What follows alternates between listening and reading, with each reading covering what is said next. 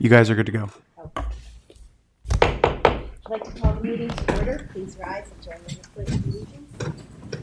Allegiance to the flag of the United States of America and to the republic for which it stands, one nation, under God, indivisible, with liberty and justice for all.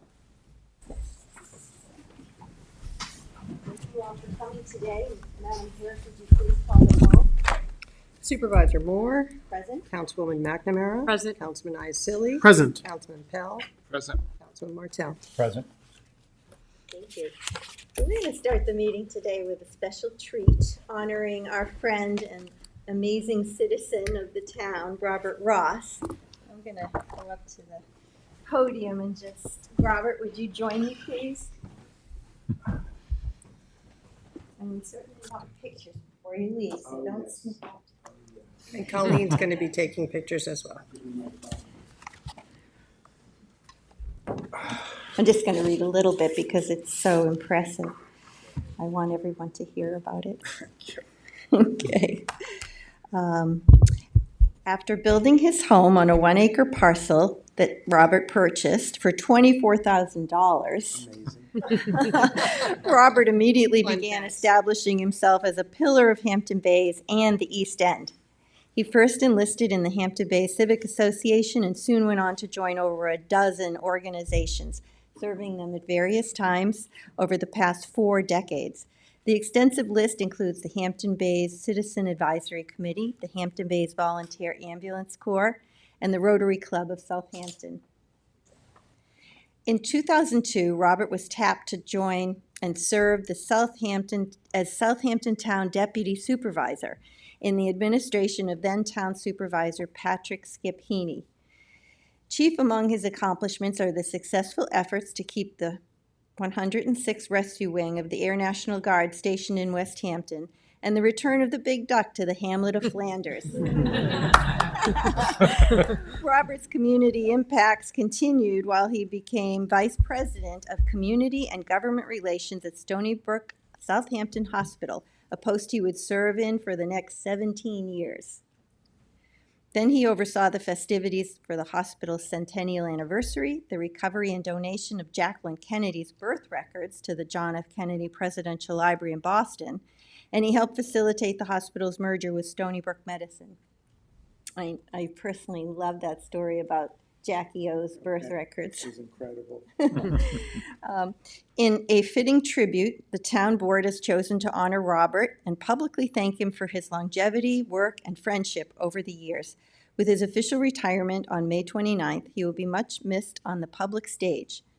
But this milestone occasion offers not only more time with Larry, but also the enthusiasts of the Automobile License Plate Collectors Association, where Robert has made significant and original contributions to the field, including winning approval for the New York State 9/11 Memorial License Plate after 15 years of his advocacy for that. And now, therefore, be it resolved that the town board of the town of Southampton hereby joins with an appreciative community in presenting this proclamation to Robert Ross, and in so doing extends to him our congratulations, our thanks, and best wishes. He is a man truly worthy of the day's honor, and may you enjoy much health and happiness in the years to come.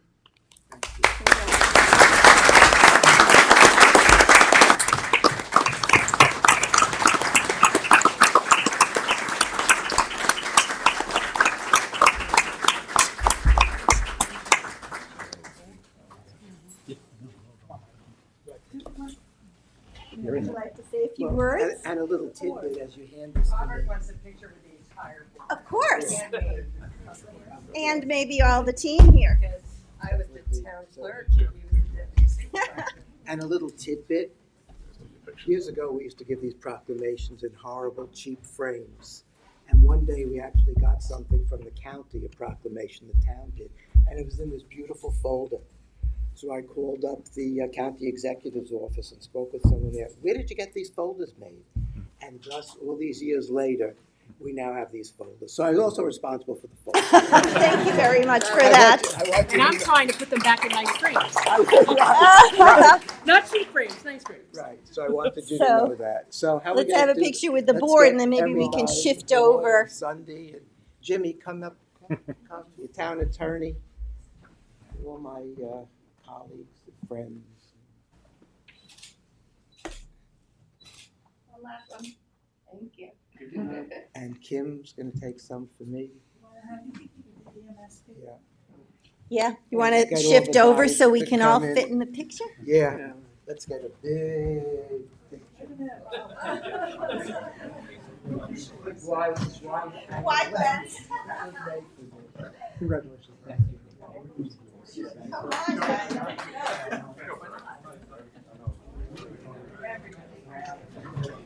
Robert?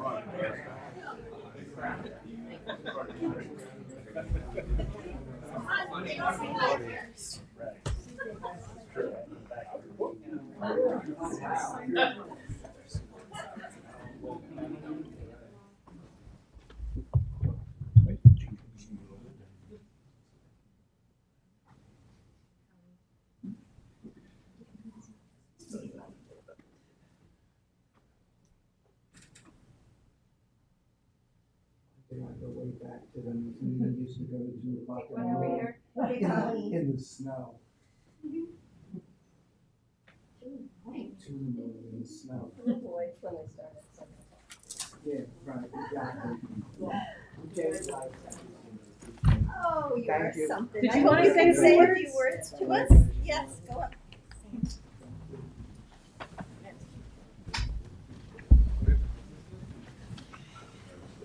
That's very nice. Good. Congratulations. So I'd like to just take a minute and certainly thank the supervisor and the members of the town board and all the folks from the public safety office that came out. This is really, really very bittersweet. Some of you may know that I was the chairman of the town's Public Safety Commission from its inception in 2009 through when I retired from that board at the end of December in 2023. So I was there for a long, long time and really enjoyed that. That was one of the boards, actually, when people would leave us, they'd actually send letters to the town and in appreciation for how we handled their situation. And John, Chief Fire Marshal, will tell you that the purpose of that board really wasn't just to issue fines to people because their alarms went off. The purpose of that board and what we created, our own mission, was to help people not have alarm fines in the future. And we actually sent the fire marshal to people's houses, say, well, why did that alarm go off in your kitchen? Oh, well, we have the smoke detector above the stove. Well, what do you think's going to happen? And, you know, and after a while, these fines, they don't pay them, and the fines go bigger and bigger and bigger and bigger. So the fire marshal's office would go, and they'd actually tell them, no, you need to move this, and that's that and the other. And if they'd submit paperwork to us saying they actually did what the town asked them to do, we'd cancel all of that. And that really was the purpose when I was the chairman of how we wanted to react. There's so many things. I'm so proud of this town. You know, coming out here in this late 70s, 79 actually. And a funny story, Maria will laugh about this, I suppose. I once wrote this article for Hampton Bay's beautification newsletter. People say, well, how did you end up here? Well, I had never been in the Hamptons at all. I had a lot of friends that would come out in the old days to the group houses. And one day they said to me, well, why don't you come out to the Hamptons? I said, the Hamptons? How do I even get there? I said, well, go on the Long Island Expressway and get off exit 70. And then you go onto the Sunrise Highway. What is that? And I did that. And we're driving on the road.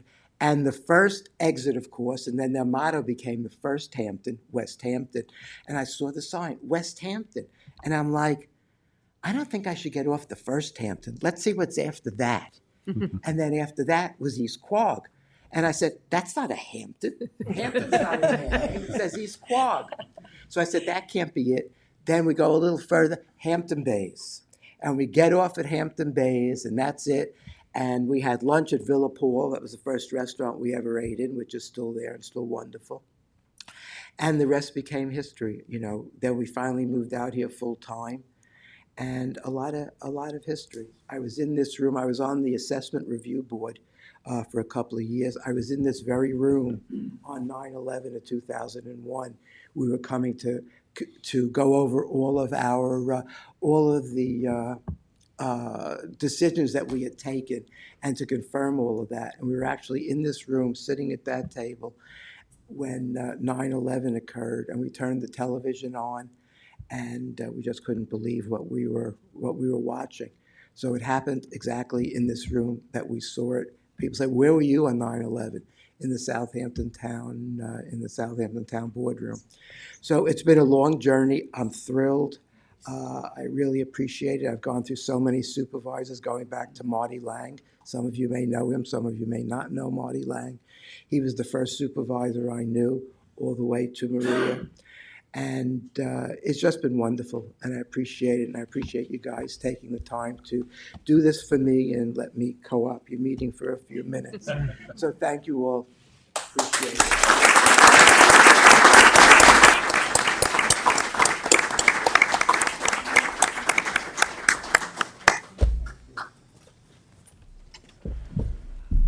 So I want to quick tell my Robert Ross story if I can.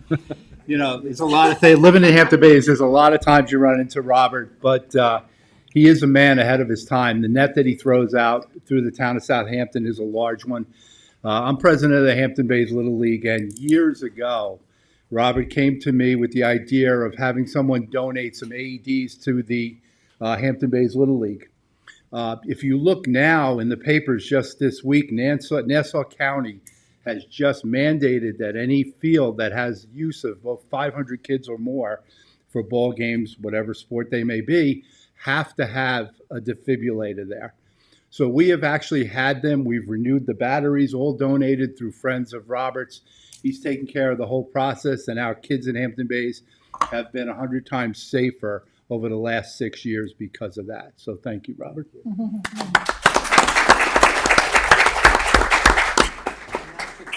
That particular friend actually donated AEDs to, I believe, every police car in Southampton town, and has renewed them also because the batteries go after a number of years and they're expensive, as well as Southampton Village.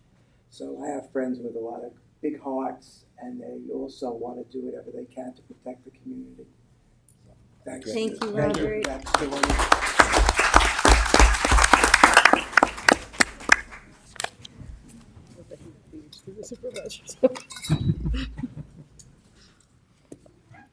That was very nice.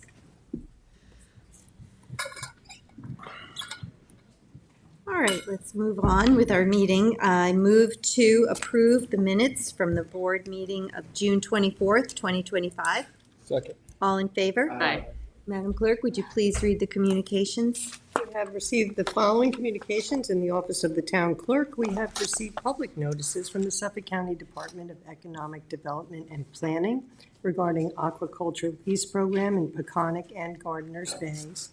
New York State Liquor Authority 30-day advance notice to local municipality from the listed applicants and correspondence, emails, and letters regarding the following: County Road 39 pilot program, MRTA legislation, New York State DOT proposed roadway improvements in Watermill, Poxabog Field CPF designation, proposed planting restrictions for front and side yards, proposed rezone of certain parcels in Hampton Bays, and a planning board notice of hearing for July 10th for 94 Dune Road, East Quad.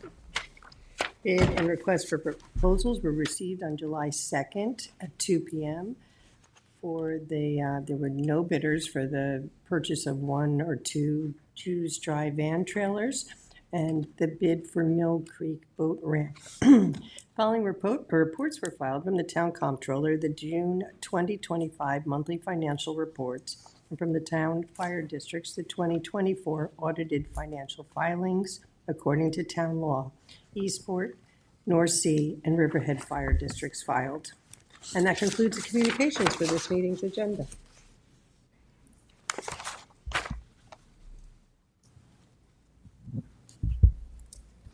Oh, thank you. You're welcome. All right, that brings us to our first public hearing. Madam Clerk, would you, first and only public hearing, would you please read the notice? Public hearing number 1 for amendments to Town Code, Chapter 143, Article 1, entitled Licensing of Home Improvement Contractors to further refine application and appeals procedures. Good afternoon, Supervisor Moore, members of the Town Board, Assistant Town Attorney Sean Cambridge. So as you'll all recall, we had adopted some revisions to Section 143, and we've lived with them for about 1.5 years at this point. We did complete a public work session on these amendments. These were suggestions from the folks that are doing this work day to day. They have made recommendations for slight changes. Nothing is too crazy, and we've discussed each and every element of these changes at the work session. If the board's inclined, we can schedule a resolution to adopt, and I'll take any questions. Thank you, Sean. Sean, I have a question. Can you explain how this law aims to clarify the hearing of complaints against some of the home improvement contractors? Sure. So one of the things the board had actually asked for specifically, right now, there's a procedure in place where they can take no action, suspend, or revoke. And the board has asked you all to basically set parameters that they can issue warnings, issue up to 6-month suspensions, and up to 1-year revocations to define those boundaries. Who's issuing the warnings? The Public Safety Commission. So they wanted that ability to offer a first warning, which they never had before, and then a set suspension period and a set revocation period. That helps us in a couple different ways. Number one, we have to update the website when people are suspended, revoked, etc. That time period allows us to do that definitively and have a meaningful suspension or revocation period. Also, the ability to issue a warning is unique because, a lot of times the person who has a complaint against them is a contractor who has performed and been licensed and has done all the things they're supposed to do for a lengthy period of time, sometimes 10, 20, 30 years. So right out of the gate, if there is a violation or finding where they haven't done something they're supposed to do, the board wants to give them that first chance and a chance at redemption to issue a warning. If this is an isolated incident and they've tried to make that situation right, the board doesn't want to feel like they have to suspend or revoke.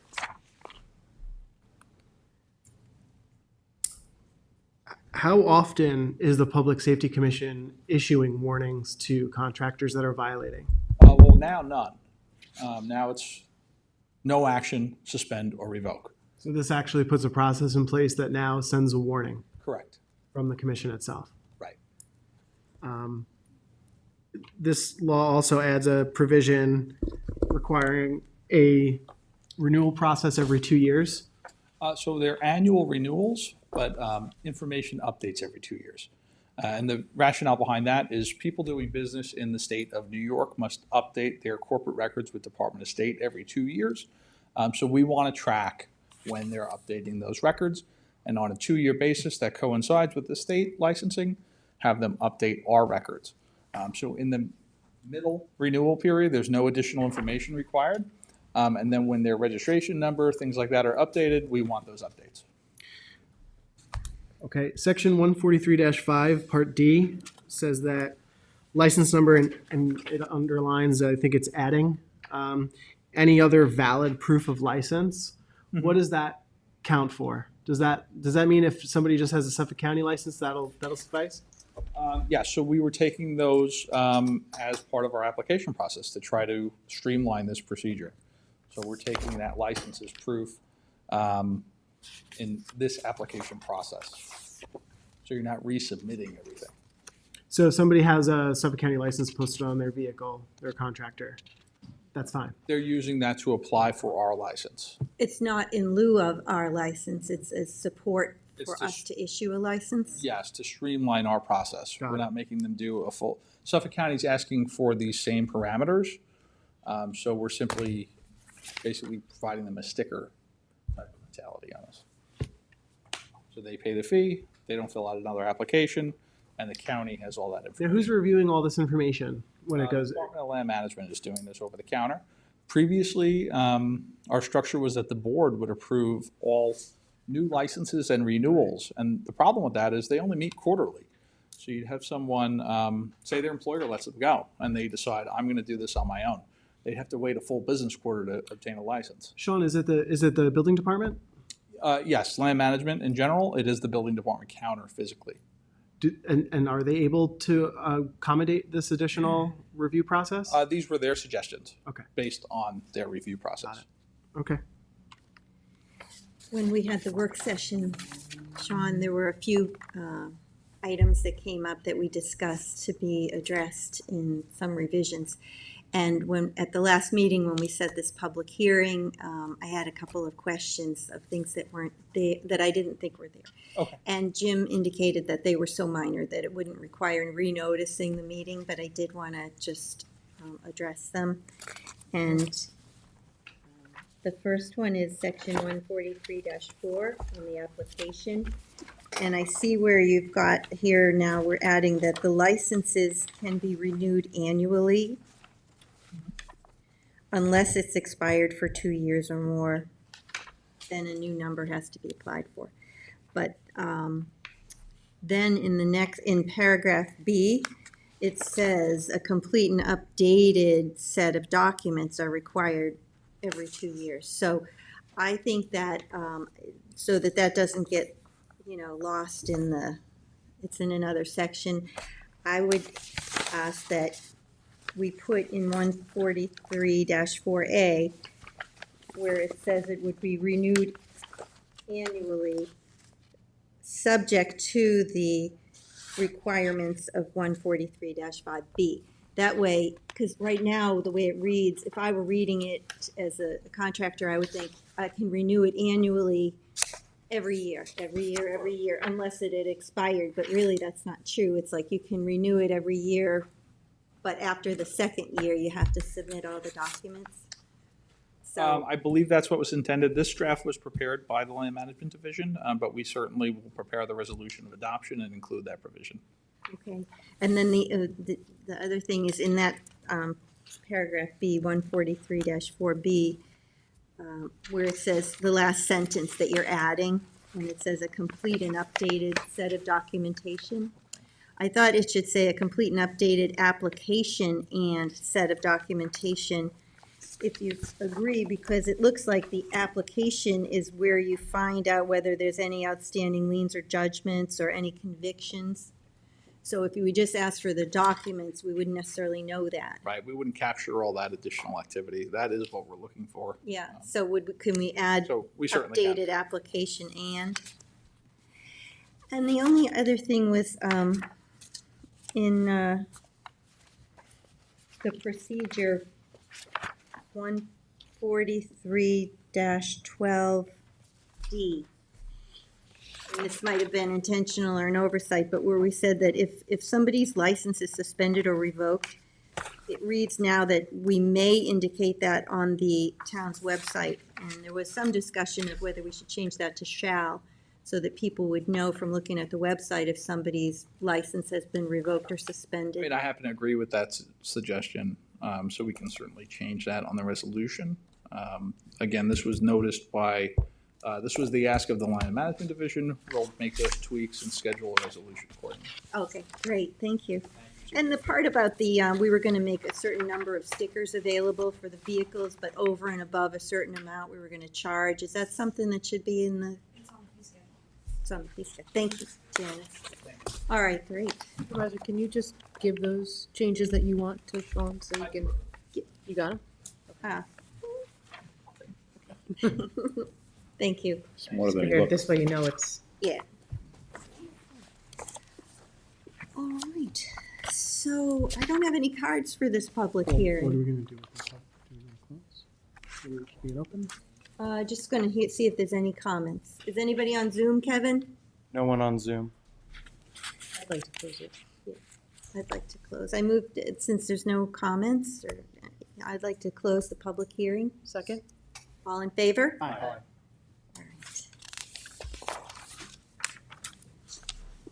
All right, great. Thank you, Sean and Janice. That brings us to the public portion of the meeting. And I do have some cards for that. The first one is Eileen McPhailin.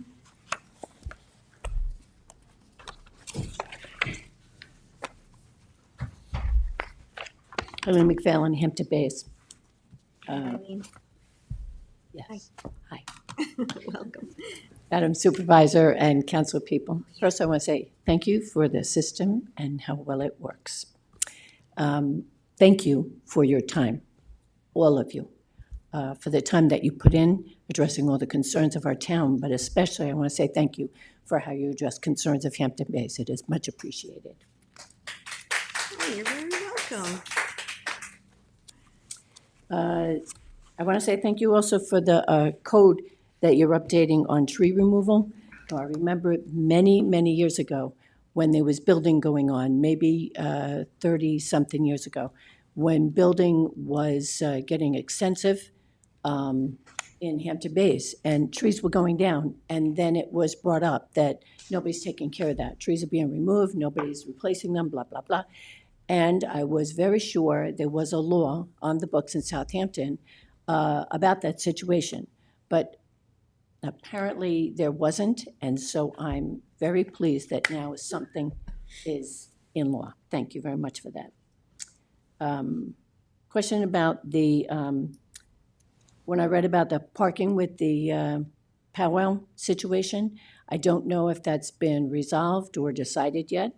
And my thought is if you're not allowing them to use the Westwood property, which I have no problem with that decision, are you offering any place where parking can be? And where has the parking been in the past for the powwow?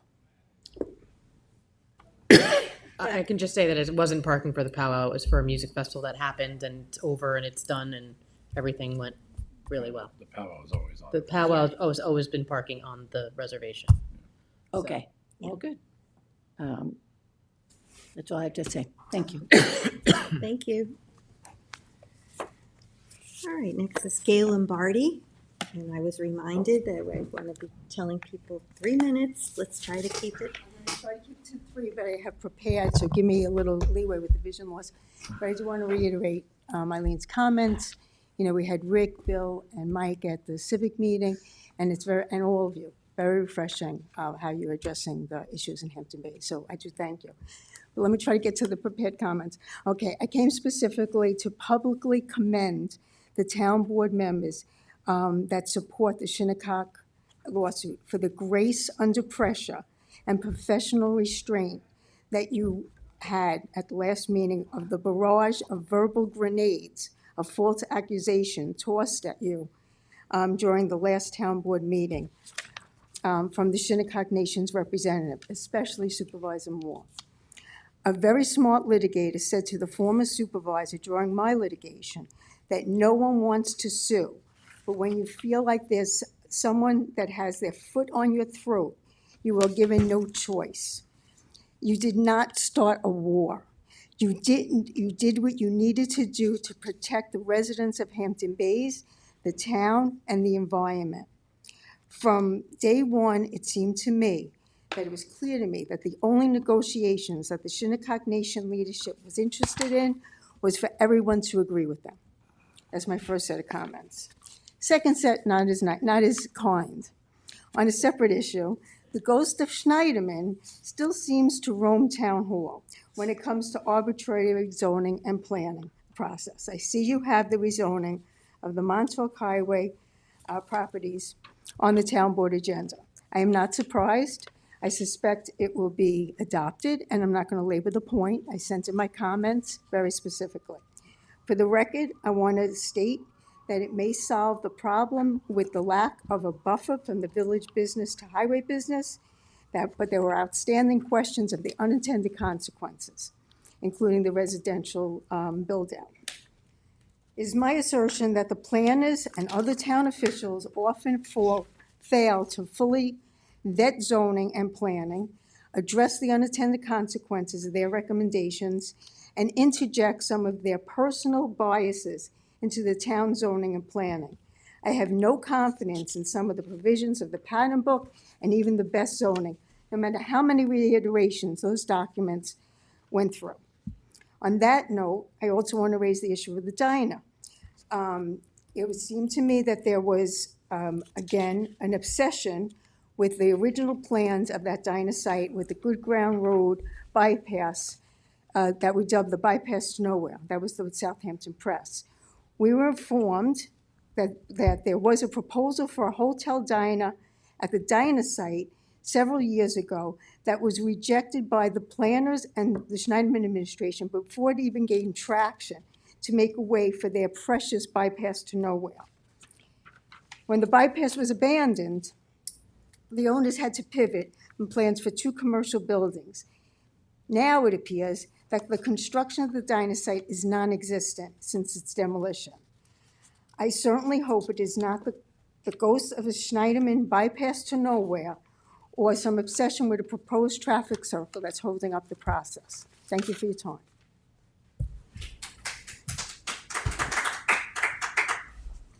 We'll look into what's the status of that diner property and get back to you. I don't know offhand. It's moving forward. Yeah, but I mean, for sure. what's going on with the planning board? Thank you for the first part. Yeah, thank you. And All right. Gail, if I remember correctly too, I think it was Jay's plan at the time to shift the hotel motel to the eastern portion of that property, and we were going to abandon the CPF town-owned piece of property, kind of switch them around so that the bypass could go through. All that became just way too complicated and, and not something they wanted to do in Hampton Bays, so it was abandoned totally. All right. Next speaker is Catherine Bucci. Bill, do you have something to do with Lynn Avenue at one time? yes. I think we want to have from you.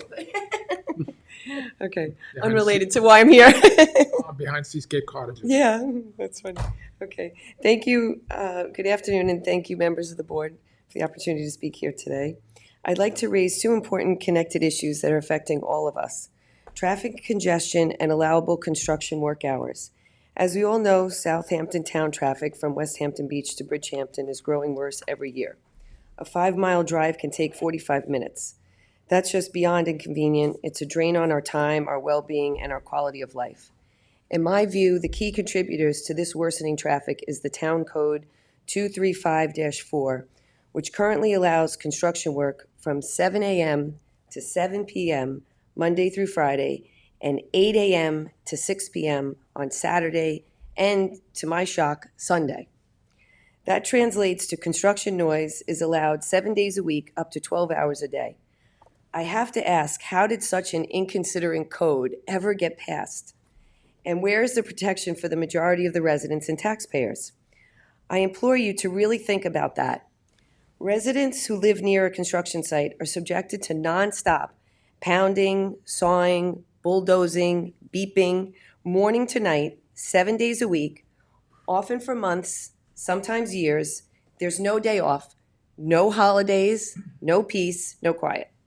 On top of that, thousands of extra cars and trucks from construction crews are already on our backed-up roads, especially on the weekends when we should be able to enjoy our time off, trying to get where we want to visit in a timely fashion. So I ask, where is the quality of life being considered by our local government? Why should a majority of residents sacrifice their peace and comfort so that a minority can do renovations without any restrictions 7 days a week? Currently, I live next to a lot undergoing major outdoor construction.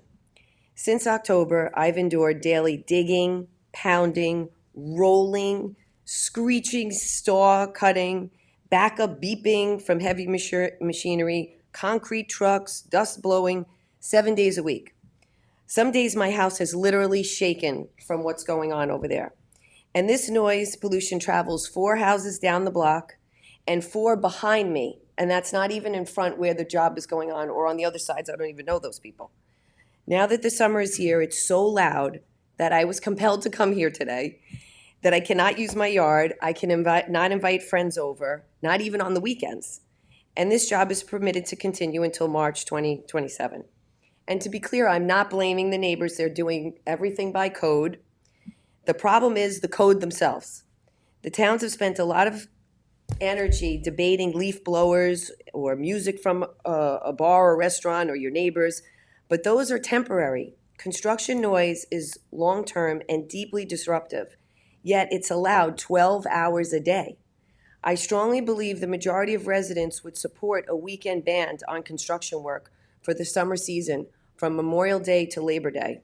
Limiting construction work to 5 days a week for this short period still allows 60 hours of work.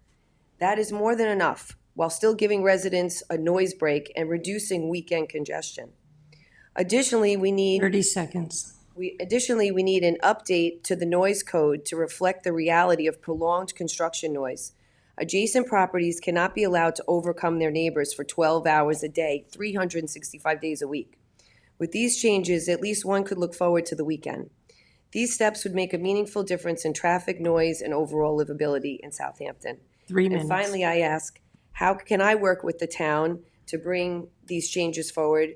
I want to be part of the solution and support a better balance between development and livability in Southampton. Thank you for your time and service to the community. Thank you. Actually, I agree with you. Thank you. But Like I said, I mean, it's if not. you give your phone number to Kim, we'll get a hold of you. Okay, that would be great. Catherine, I just want to say thank you for your comments. Actually, last year we established a traffic safety and mitigation task force, and it was actually one of the ideas of our highway superintendent to look at work hours, and it was actually included in our final report. So it is something that I've been personally interested in, and I would be happy to work with you on that, and we'll reach out to you. Okay, so if I need to get petitions or whatever is needed, I'm not a person to stir the pot and then not want to help out, so. It's a lot behind you, because Yeah, it's on Major's Path. okay. 3 tennis courts, which like in every high society magazine, I've never heard of somebody putting in 3 tennis courts. And who would think tennis courts could be so much noise and so much time, but Yeah. it's really, I guess to get everything level, it's absolutely incredible. And I came because I can't just be the only one. I mean, where the jobs are going on, everybody, the people surrounded. And I know people want to do work. I've done work too, so I want to be reasonable. Thank you. Thank you. All right, Tom Garber.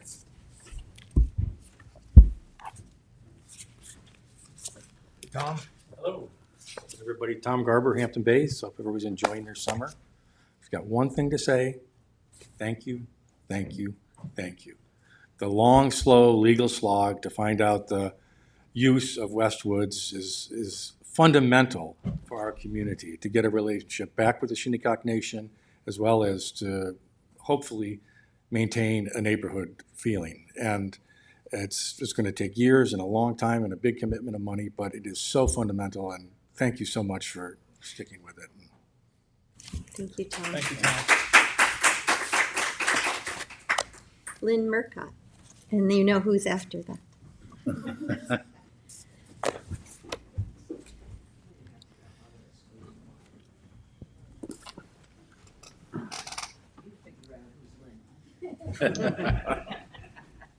She always does that to me, the mean one. I see you brought your older sister with you today. She's the older. And I got the diamond ring. I don't know if you know the tradition, the oldest girl gets the diamond ring when the mother passes. Mm-hmm. I mean, she beat me by 5 minutes in one day, but. I was actually born before midnight and her 5 minutes after, but they decided we should have the same birthday, which I hate because she hates parties and I love them. But in any case, can you start my 3 minutes now? I didn't even start yet. I'm Thank you. enthralled by the. I also want to thank the town board for not only everything. You definitely see the improvements in Hampton Bays that we've never seen before. And, thank you for all the work and what you're putting in there and everything. Most of all, though, the Westwoods property. I'm sorry, I was at the last meeting, and I'm sorry that the nation feels that their sign should be removed because the town is at war with them. I think it's very understandable that we living in the town believe that, that you just can't do that with Westwood's property.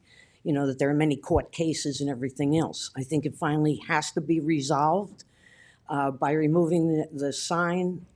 I mean, in labor courses, you never asked for something to be taken down or stopped, because once you walk out of a room, it's sort of embarrassing to have to crawl back in if you need to. And you could be the very town board and everything that has to decide on what exactly happens with Westwoods, depending on how the courts rule. But I know also it's a lot of money for the town, but you're doing the right thing, because this is something that it's been decided by the courts over and over again, but it needs to definitely be, go wherever it has to be to have a final determination on what can be done with Westwoods. I don't believe that that should be called the war, between the town. You're representing the community, you're representing the nation also, because there is no clear answer as to what can be done on Westwoods. And I think everybody needs to know that. Particularly, I know there's a lot of people who work in the town. They work on committees from the nation and everything. We do not want to be bad neighbors, and I don't think they do either. So I think it's important. I think it's important that the sign stays, and I know you've already ruled on that. But I think it's important to them too, because this isn't a war. It's just something that needs to be defined.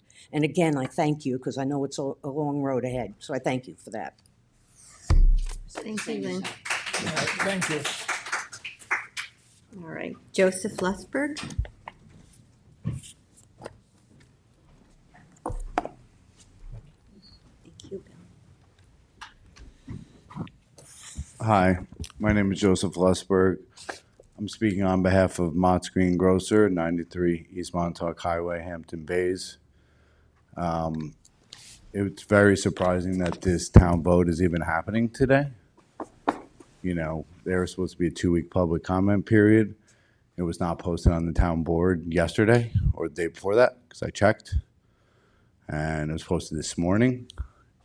Seems like it's a surprise to rezone our property and specifically come after me and my family and my business. Our SAPA rights have been violated here.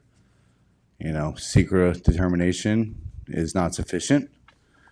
You haven't given sufficient time to review the comment period. Supposedly, before a vote, a comment period is supposed to happen. This will drastically affect many business owners on that highway. I really oppose this and drastically plead with the board to vote not in favor of this rezoning. We've expressed our concerns. I know that the Office of Cannabis Management has reached out to you guys regarding any issues with our property. It meets all state guidelines, meets all town guidelines. We are in full compliance. If you measure from door to door, unlike the building inspector did, which is the state guidelines in the Office of Cannabis Management law, according to the MRTA, that we are 623 feet and meet all guidelines there. And then this rezoning is now happening. That was brought up 10 years ago. Seems very rushed. Seems very targeted. The process through normal government has not been taken here.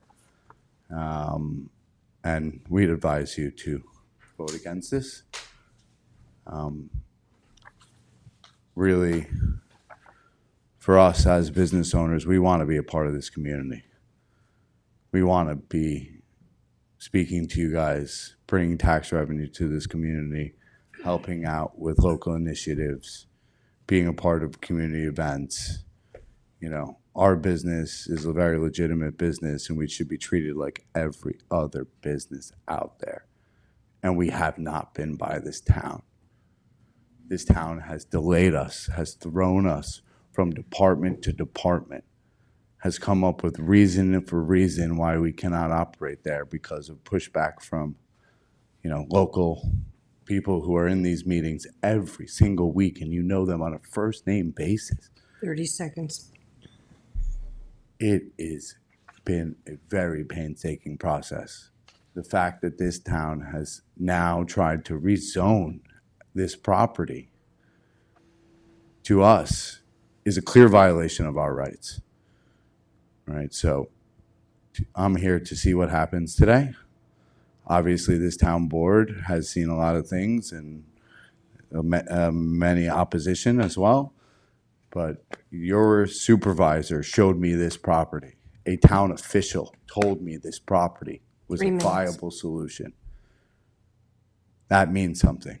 Your town official showed me on your software that this is a viable solution to open my business. I signed a legal contract with a landlord in this town, knowing that I could operate my business out of that because it is zoned highway business. You are violating every right I have. My First Amendment right, my secret rights, SAGA. That's it.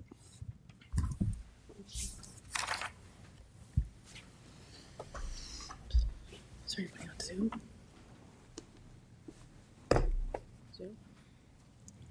Hey, Jim, you want to answer any of those questions? No. Was it this supervisor? Was a former supervisor? Oh, it was, yeah. I mean, I'm not even familiar with what happened there. You can't go back up. It certainly, I don't know anything about that, so, I mean, I'm sure it wasn't the current supervisor. So. All right, Kevin, is there anyone on Zoom for public portion? No one on Zoom. Thanks, everyone. I move to close public portion. Second. All in favor? Aye. Move forward with the resolution. Town Board Resolution 2025-814. This is a notice of public hearing to enact Chapter 233 entitled Tree Preservation. I'd like to make a motion to table. Second. All in favor? Aye. Yeah, we're gonna have more conversations, right? We're gonna meet with Janice. Yeah, I sent an email actually yesterday to Janice with some updates. We're working with Sean Cambridge. We're gonna bring Ryan into the conversation as well, just to make sure all of our departments are on the same page. Good. Thank you. What date would you like to table it to? The next meeting is fine. Next meeting. Yep. Thank you. Mhm. Thanks, Bill. Town Board Resolution 2025-836 to authorize the supervisor to sign an extended contract with Mac Tech Engineering and Geology PC for the Damascus Road landfill site. Second. All in favor? Aye. Town Board Resolution 2025-872, co-sponsored by Councilman Martell, to authorize the 2025 contributions to Volunteer Ambulance Worker Trust Fund. Second. All in favor? Aye. Town Board Resolution 2025-873, authorized change order for road drainage improvement at Lighthouse Road with Rosemar Contractor, Inc. Second. All in favor? Aye. Town Board Resolution 2025-874 to authorize the purchase of computers for police vehicles from Island Tech Services LLC using Omnia Partners contract and New York State OGS contract. Second. All in favor? Aye. Town Board Resolution 2025-875, authorized purchase of competence, Weissman concrete, asphalt mix, and coal patch using New York State OSGS contract. Second. All in favor? Aye. Town Board Resolution 2025-876 to authorize purchases of construction, maintenance, and repair of masonry, metal, and other various structures with Enicon Northeast Applied Polymer Services, Inc., using Town of Hempstead contract. Second. All in favor? Aye. Town Board Resolution 2025-877 to authorize purchases of office supplies and workplace solutions from Staples Contract and Commercial LLC using the Sourcewell contract. Second. All in favor? Aye. Town Board Resolution 2025-878 to authorize purchases of vehicle warning lights, light bars, sirens, consoles, and accessories, discount off manufacturer's list price using Rockland County contracts. Second. All in favor? Aye. Town Board Resolution 2025-879, authorized purchase of waste and recycle equipment and containers with Waste Equip Manufacturing Company LLC using Sourcewell contract. Second. All in favor? Aye. Town Board Resolution 2025-880 to authorize the supervisor to execute a service agreement with Source Pass Contemporary LLC. Second. All in favor? Aye. Town Board Resolution 2025-881, co-sponsored by Councilwoman McNamara, to authorize the supervisor to sign a contract amendment with D&B Engineering and Architects, P.C., to address the New York State DEC additional requirements of the Brownfield Cleanup Program remedial site investigation for the Damascus landfill. Second. All in favor? Aye. Town Board Resolution 2025-882, co-sponsored by the entire board, to authorize the supervisor to sign a contract with Source Pass Contemporary for the Community Preservation Office Network Infrastructure Upgrade. Second. All in favor? Aye. Town Board Resolution 883 of 2025, authorize supervisor to sign contract extension for construction equipment and marina maintenance services with South Shore Docks Incorporated. Second. All in favor? Aye. Town Board Resolution 2025-884, to authorize the purchases of public safety communications equipment from Motorola Solutions, Inc. Second. All in favor? Aye. Town Board Resolution 2025-885, to authorize the supervisor to execute an intermunicipal agreement with the Riverhead Central School District as it relates to the Riverside Sewage Treatment Plant. Second. Second. I'd like to be added to that, Cindy. Yeah, myself too, please. At the whole board. Thank you. All in favor? Aye. Very important. Town Board Resolution 2025-886, to authorize the supervisor to execute any and all documents with Optel Business Communication Systems, Inc., to provide hardware and software maintenance support for the town of Southampton phone system. Second. All in favor? Aye. Town Board Resolution 2025-887, to award and authorize the purchase of one 2025 Ford 550 Super Crew with a dump body from Otis Ford using NYS OGS contract for vehicle class 1-8 statewide. And this truck is for Walter. Second. For Walter up in North Sea, so I hope he takes good care of it. I'm sure he He's been will. waiting a long time. All right, seconded Thank you, by everyone. Councilmember Martell. All in favor? Aye. Town Board Resolution 2025-888, co-sponsored by Councilmember Iacilli, which is the 2025 notice to bidders for the Southampton Animal Shelter sanitary system upgrade. Second. All in favor? Aye. Cindy, could you add me to that, please? Myself too. Town Board Resolution 2025-889, to amend the 2025 adopted budget for the purchase of real property located at 133 West Montauk Highway, Hampton Bays, New York. Second.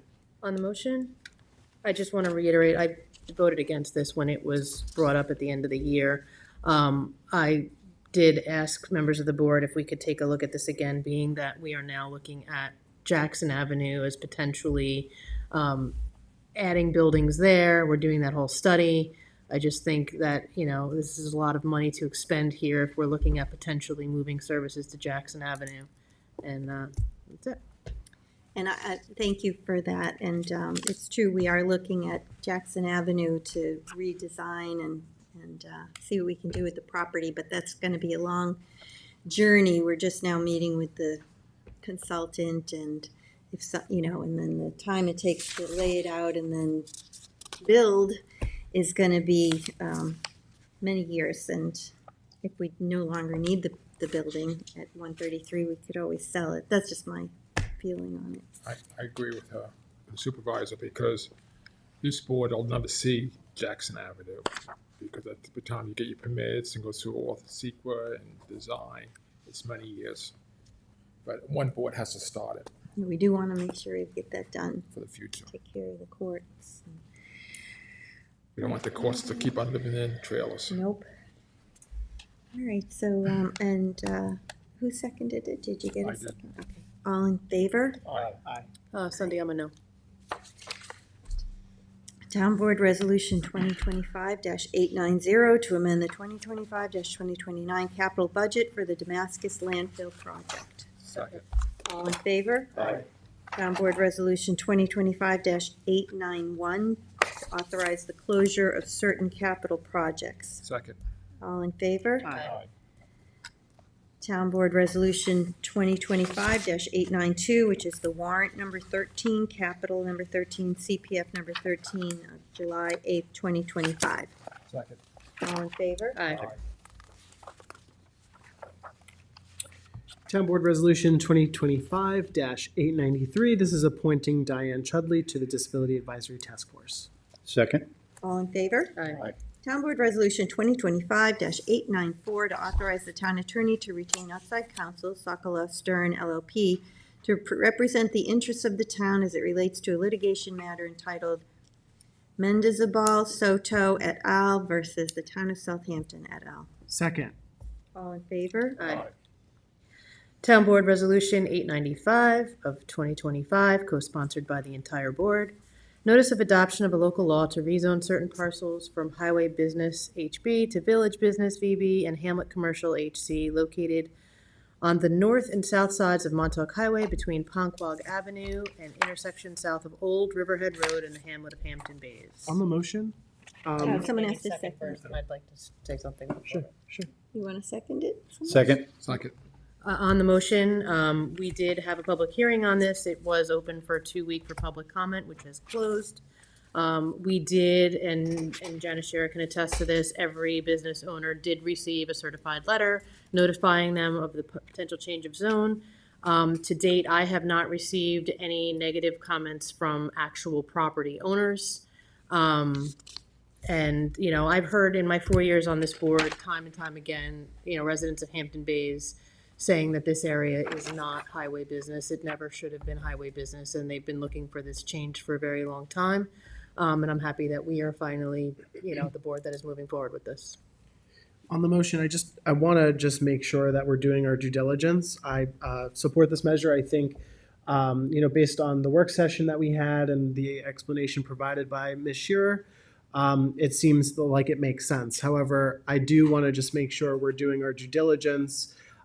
Two things stand out. Obviously, the comments made today by the property owner, I just want to make sure that there is adequate communication between the property owner and any other owners that may be concerned and the board, as well as, you know, when me, Councilman Martell, and Pell went to the Hampton Bays Civic, there were some questions from some of the Civic members about this, and I think it may require just a little bit more time just explaining exactly the implications of this zone change here. And I would just like, you know, the board to just make sure we're doing our due diligence, and maybe we can consider tabling it just one more cycle to just make sure that we've communicated to the right folks.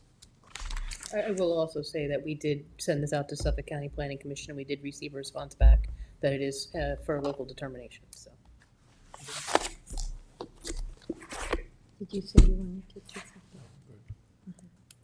And we did, and it is, you know, it's implementing the recommendations of the adopted Hampton Bays Corridor Strategic Plan and the associated generic environmental impact statement that was done.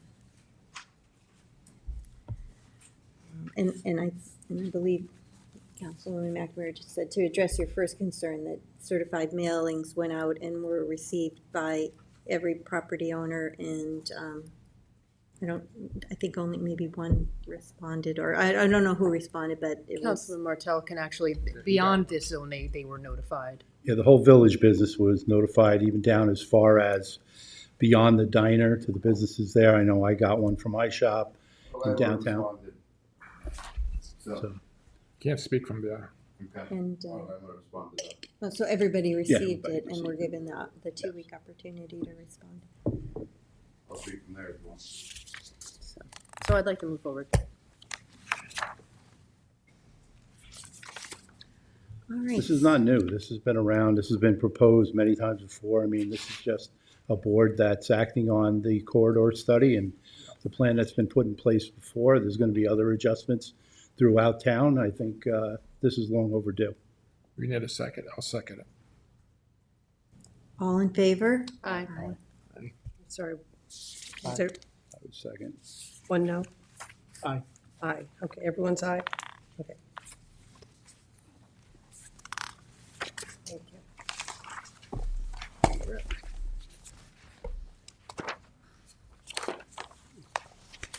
Town Board Resolution 2025-896, co-sponsored with Councilman Martell. Accept a donation of a wireless translator device from Hampton Coffee Company to use for the Youth Bureau. Awesome. Second. All in favor? Aye. I'd like to just thank Tracy Colson really quick and Kara Back for their work on this. And the Youth Bureau. Go ahead, sorry. Town Board Resolution 897 of 2025, co-sponsored with Councilman Iacilli. Cost reimbursement waiver for iTries Hampton's Youth Triathlon on July 12, 2025, from 6 a.m. to 10 a.m., and practices on July 1st, July 2nd, and July 8th, 2025. Second. All in favor? Aye. Town Board Resolution 898 of 2025, waive showmobile fees for East Quogue Fire Department Annual Seafood and Beer Festival. Second. All in favor? Aye. Town Board Resolution 2025-899, the 2025 part-time salaries. Second. All in favor? Aye. Town Board Resolution 2025-900, to appoint Annette Rank to Assistant Senior Citizen Center Manager in Senior Services. Second. All in favor? Aye. Town Board Resolution 2025-901, to appoint Carl Hallfelder to Assistant Cook in Senior Services. Second. All in favor? Aye. Town Board Resolution 2025-902, to appoint David Chapnick to Senior Office Applications Specialist in Information Technology. Second. All in favor? Aye. Town Board Resolution 2025-903, to appoint Diana Stulsky to Public Safety Dispatcher 1 in the Police Department. Second. All in favor? Aye. Town Board Resolution 904 of 2025, attend MPTC Basic School Resource Officer course in Oneida County. Second. All in favor? Aye. That is, we are sending Police Officer Jessica Mendola to go to SRO training. So it's a great addition. Town Board Resolution 2025-905, co-sponsored with Councilman Martell. This is to notice a public hearing to consider the use of CHF funds for the acquisition of 3 lots located at 47 Flanders Road in Riverside for affordable apartment units. Second. All in favor? Aye. Okay. Remarkably, there's no walk-ons today. So there being no further business, I move to close the meeting. Second. All in favor? Aye. Thank you, everyone. Thank you.